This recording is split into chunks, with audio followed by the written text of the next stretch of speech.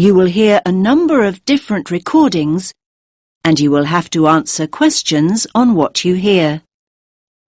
There will be time for you to read the instructions and questions, and you will have a chance to check your work. All the recordings will be played once only. The test is in 4 sections. Write all your answers in the listening question booklet.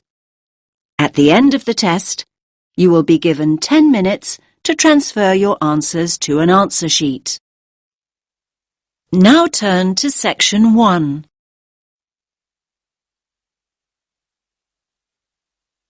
You will hear 2 students talking about libraries.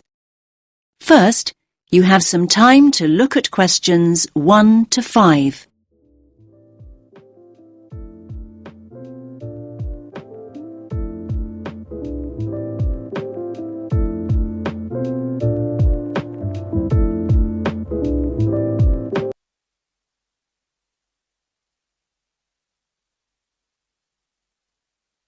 Listen carefully to the first part of the conversation and answer questions 1 to 5. Hi there, Tim. You look tired. Hi, Zara. I am tired. Well, it is SWAT-vac after all.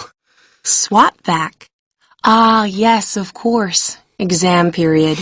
Don't remind me. I'm pretty exhausted myself. I'm finding it very difficult to study. It's so noisy where I live. I can't concentrate with all that traffic outside. I definitely need to find a quieter place to study. Me too. Actually, I've just downloaded some information about the best libraries in the city. Take a look at this. It's the Bailey Library. The Bailey Library? Isn't that the really old library on Parkville campus? Yeah, that's the one. It's the oldest in the city. And it says here that it's really popular with students. Popular with students? That means it's noisy and crowded. Okay. I see what you mean. But we could try to get there early to make sure we get good seats and a large desk to work at. It's open from 8:30 in the morning until 10 o'clock in the evening, Mondays to Fridays. 10. That's very early. I study much better after midnight. Just look at the size of my folder here. I've got so much to get through. Basically, I need to be in the library 24/7 to get all my revision done. Now, if the Bailey is that popular, it must be open at weekends. Yes, of course it is. It opens at 11 o'clock, in fact, and it closes at 5 p.m. Great. Not exactly what I call ideal for late-night study. Count me out. Okay. Here's another one. The Brown Library. Yeah.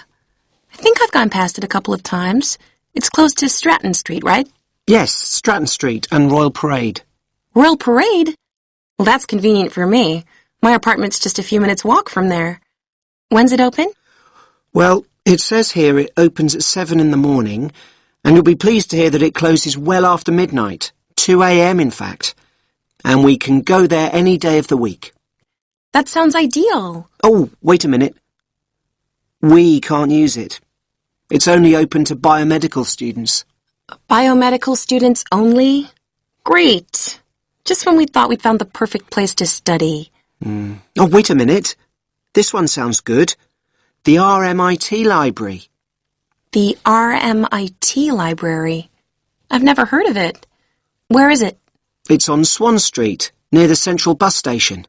Swan Street. Ah, yes, I know where that is. It's a really long street, though. Do you have a number? Yes, number 360 Swan Street. The full address is Level 5, Building 8, 360 Swan Street.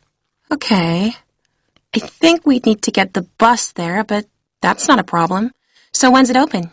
It's open from 10 till midnight on weekdays. And what about weekends? 10 in the morning, but it closes at 6 o'clock on Saturdays and Sundays. But listen, it says here it has excellent computer and internet facilities. I like the sound of that. Me too.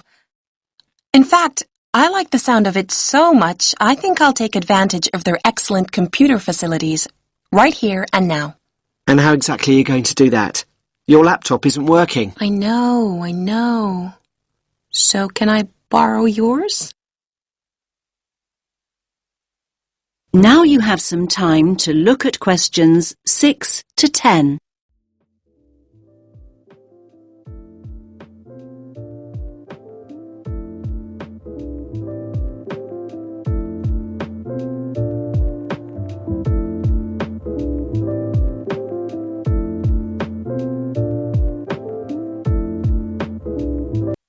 Now listen to the rest of the conversation and answer questions 6 to 10.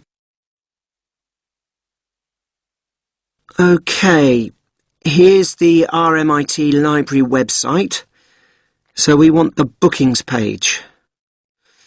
OK, first of all, you need to log on to Book It. Book it? Yeah, that's it, Book It. Okay. Now it's asking me for my student ID and my password. OK, so just type in your student number. I think I can just about remember it. And now your password. Okay. So next, you need to choose the resource type you want to book. That's easy. A PC. So now what you need to do is click on Location. Location. Okay. Now it's giving me a floor plan. It looks like I've got a choice of 18 computers. Great! So click on one of the PCs. I'm choosing this one. It's right next to the window. PC number 4 to be exact. So what do I do now? So now you have to choose the date of booking. So when do you want to book it for? Let's go for tomorrow. That's Friday, June 6th. And just click. I just have. So why isn't it working? You've got to go into View Options. Ah, it's working now. Friday, June 6th. OK, so now you need to choose a time. Let's go for a late afternoon. 5 p.m. Right, let's do it. Great! It says booking completed and there's my name on the booking schedule. Result! That is the end of section 1. You now have half a minute to check your answers.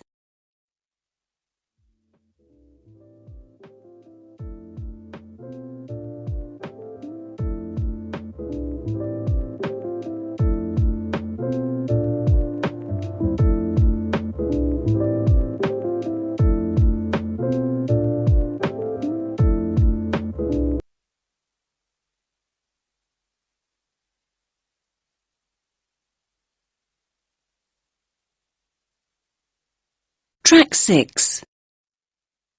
Now turn to section 2.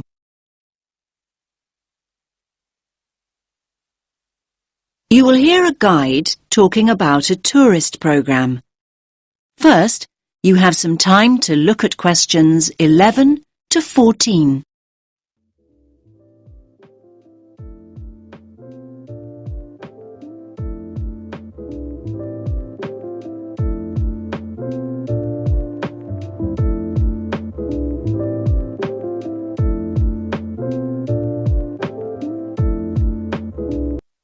Listen carefully to the first part of the talk and answer questions 11 to 14. Welcome to all of you. Can everyone see me and hear me? Good. My name's Kathy, and I'm here to tell you about the special programme of events going on here at the Royal Observatory. Yes, it's Doors Open Day here in Edinburgh, and we're delighted that you have chosen to make this very special building part of your own Open Doors Day experience. Now, I'll make a start with giving you some background information about the Doors Open event. Doors Open takes place every year in September, and the observatory is one of the many buildings, 112 of them in fact, that open their doors to visitors for one weekend. And yes, there's absolutely no charge. It's all completely free. The observatory has been involved in this event for more than 20 years. And every year, we attract more and more visitors, like you, who want to find out more about great buildings in the city. And hopefully, you'll leave with a better understanding of the universe too. OK, now let's run through today's programme of events. There are many activities to choose from, so make sure you make the most of your visit. Now, there will be planetarium shows throughout the day. Now, these will run 4 times, both today and tomorrow, Sunday. These are popular, so please note that we're operating a booking system for these shows. Tickets for the 2 shows we're running this morning, the first showing at 10:30 and the second at 11:30, will be available on a first-come, first-served basis here at the information point. Tickets for the 2 afternoon shows at 2 p.m. and then at 3 p.m. will be released later on at midday. So booking is essential as spaces go very quickly. Now you have some time to look at questions 15 to 20.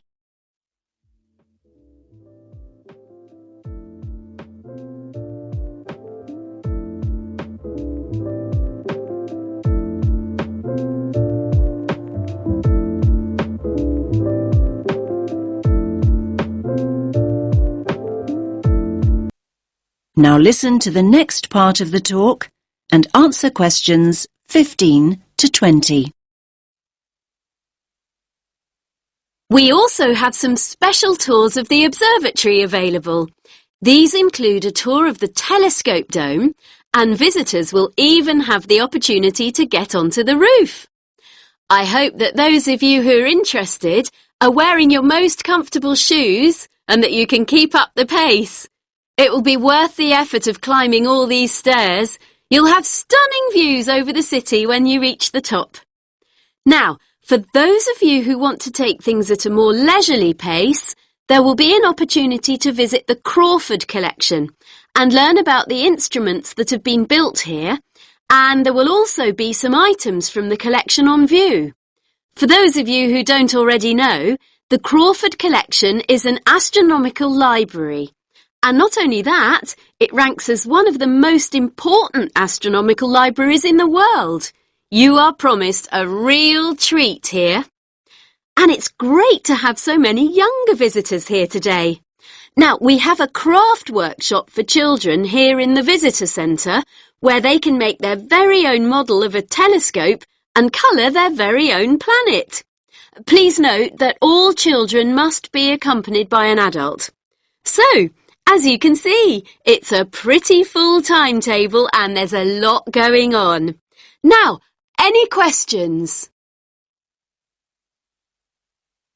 That is the end of section 2. You now have half a minute to check your answers.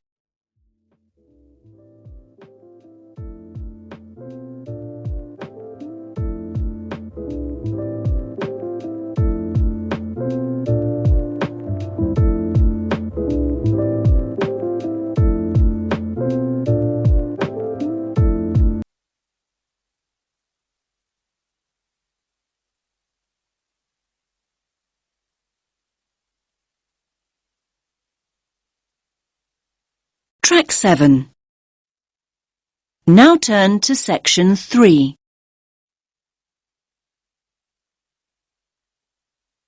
You will hear 3 students discussing the issue of waste deposited in space.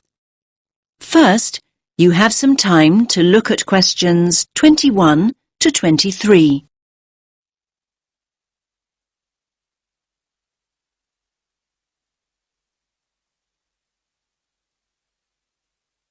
Listen carefully to the first part of the discussion and answer questions 21 to 23. Hey, did you manage to go to the talk by Dr. Chadwick this morning, Andy? I was there. What happened to you, Sam? My bike had a puncture. Seriously. Anyway, Ruth, I bet you took some notes. Can you fill me in? Sure. It was all about space junk. Really interesting, actually. I mean, I knew about how much rubbish humans are dumping here on planet Earth, but I had no idea how much junk there is flying around in space. Did you know that there are literally millions of pieces of rubbish orbiting the Earth as we speak? Not until now, I didn't. They reckon that around 100 tons of very small objects, like mainly dust, drops on Earth every single day. Yes, that's what she said. I thought space junk was all man-made. I can't believe they know so accurately how much is actually out there. Do they track and monitor it all the time? Yeah, they do. According to the talk, there are nearly 25,000 objects, larger than 10 centimetres in diameter, now orbiting the Earth. And what does all this space junk consist of? Isn't it all discarded parts of rockets that were either broken or left behind after space missions, like Apollo and all those spacecraft from years ago? Well, yes, but not only that. All other kinds of debris that we've dumped in space too. Anything from dead satellites to loose metal screws. There are even tiny particles of paint and liquid coolant. You now have some time to look at questions 24 to 26.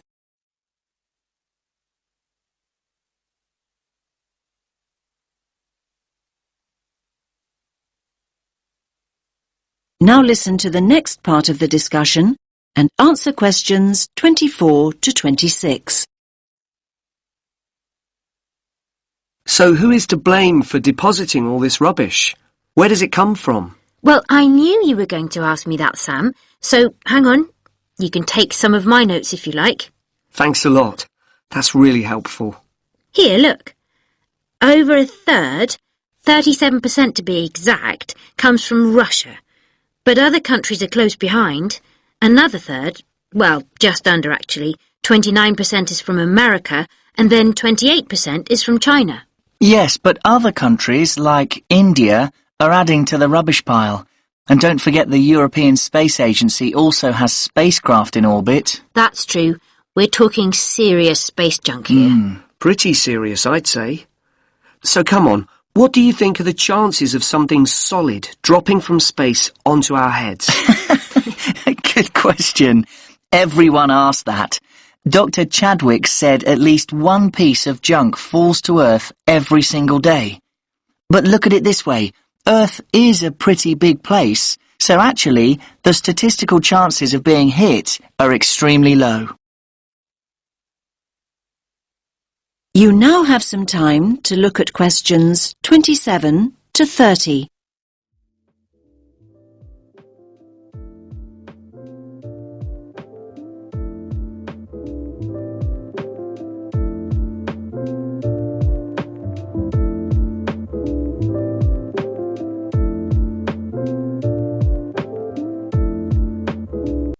Now listen to the rest of the discussion and answer questions 27 to 30.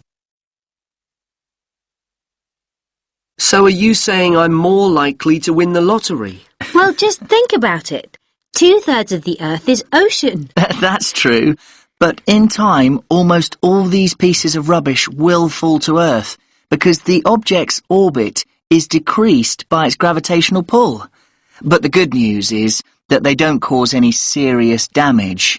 You know, they can't actually survive the heat generated on re-entry. They simply burn away. But that's not always the case. There are exceptions. Chunks of the United States UARS satellite recently fell into the Pacific Ocean. The UARS satellite? It was this 6-ton satellite launched by the Space Shuttle Discovery way back in 1991. So it had been up in space for 20 years, but stopped working in 2005. It weighed 5,700 kilos. And that's about the same as a double-decker bus, apparently.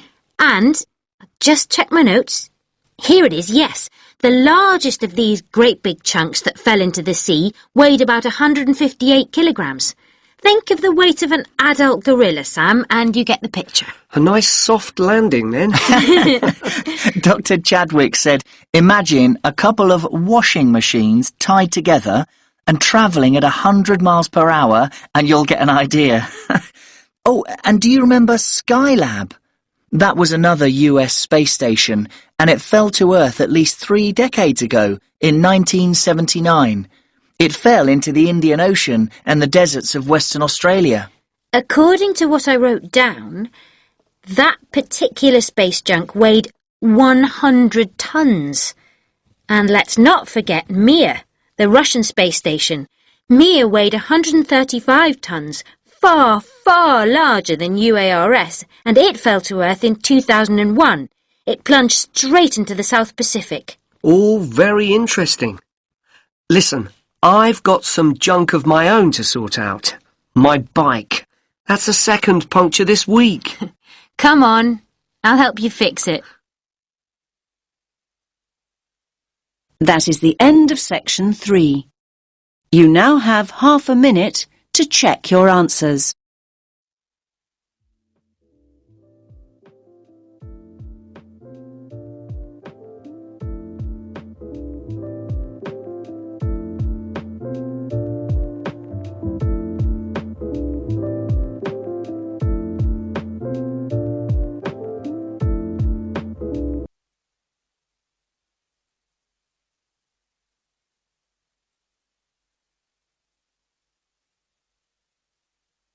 Track 8. Now turn to section 4.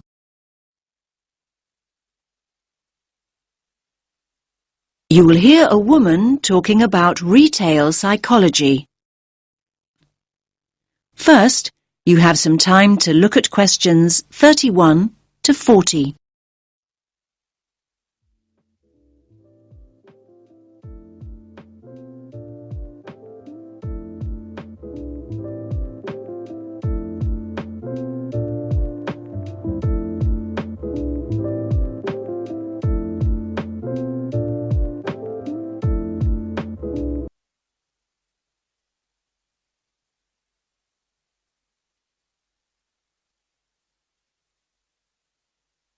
Listen carefully to the talk and answer questions 31 to 40.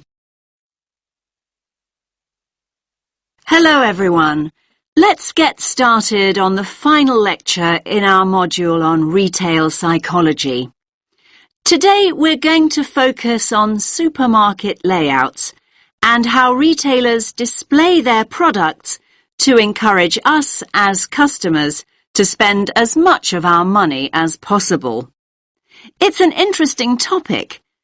Now, most of us don't actually realise that the layout is deliberately designed to make us part with our money. But in fact, millions of pounds are spent on research into the psychology of shoppers and what motivates us to buy. So, let's have a look at an actual supermarket layout. Now, here's the entrance to the store, just here. This area immediately around the entrance is what retailers refer to as the decompression zone or the dead zone. This is where the customers recover from the environment outside. And by that I mean this is where they adjust. For example, the place where they might put their keys in their pockets or take off their sunglasses, these kinds of things. So, what do you notice about this area? It's very empty, isn't it? Yes, it's pretty much clear of stock altogether. This area is not designed or used to sell us anything. Basically, the supermarkets never put any merchandise here because they know that no one's ready to buy yet. However, the retailers want their customers to feel comfortable. If they're in a relaxed state of mind, they're much more likely to stay longer and spend money. Now, let's look back at the entrance again.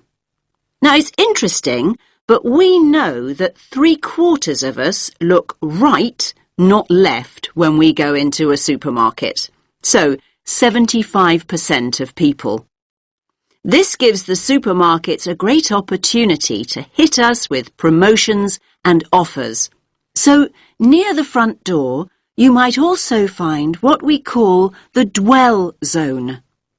The dwell zone is the area on the right-hand side by the front door where you are encouraged to relax and browse. You will usually find newspapers and flowers here to help you do exactly that. Moving on from the dwell zone, we come to the power aisle. Basically, it's the main route customers return to after venturing into nearby aisles. And so this is the area of the supermarket where the strongest offers are displayed. So you might see a sign that reads barbecue time, and you'll see all the items you could possibly need for a barbecue. The charcoal, the sauces, the skewers and the drinks, everything you need, all in one place. Were you planning a barbecue before you went shopping? Do you even have a garden? Yes, the power aisle has a very powerful effect on sales, even though most of us don't even realize we are being sold to here.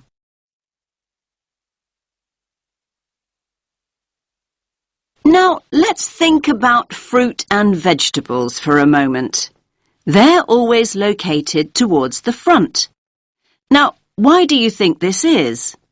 Yes, fruit and vegetables are always at the front because it gives the supermarket a healthy image. And let's think back to flowers and newspapers. We talked about both these items earlier. And yes, they're displayed near the front on the right. Now, they're known as distress goods. Why's that? Well, these are the goods that we often buy in a hurry or on impulse. In other words, these are the items we didn't actually intend to buy at all. But the supermarkets want us to put them in our trolleys even before we start our proper shopping. Now, what about everyday items like bread or milk or cereals? They're always placed right at the back of the supermarket. Yes, in this area here. Again, this is a deliberate strategy by the supermarkets. Basically, they want us to walk through the whole store to get them in the hope we will buy other things on the way. That's why items like these are often called destination goods. Now, where products are placed on the shelves makes a real difference. We read shelves a bit like we read a book. Our eyes go from left to right. And they want you to focus on the more expensive items, so they place them at eye level. It's often quite hard to spot items like cheap tinned food. Why is that? Well, they're normally placed very low on the shelves. Basically, the supermarkets don't want the cheapest products to be the ones you see first. Finally, let's have a look at the checkout area here. Now, we all know that sweets are deliberately placed within the reach of children at the checkout. But all kinds of things are displayed at checkouts these days. In fact, supermarkets can change what's on offer almost by the hour. It's a quick and easy way for them to rotate their stock. So, if the sun comes out, the checkout is an ideal place to display sunglasses. And if it rains, umbrellas can be placed there instead. Now, does anyone have any questions? That is the end of section 4.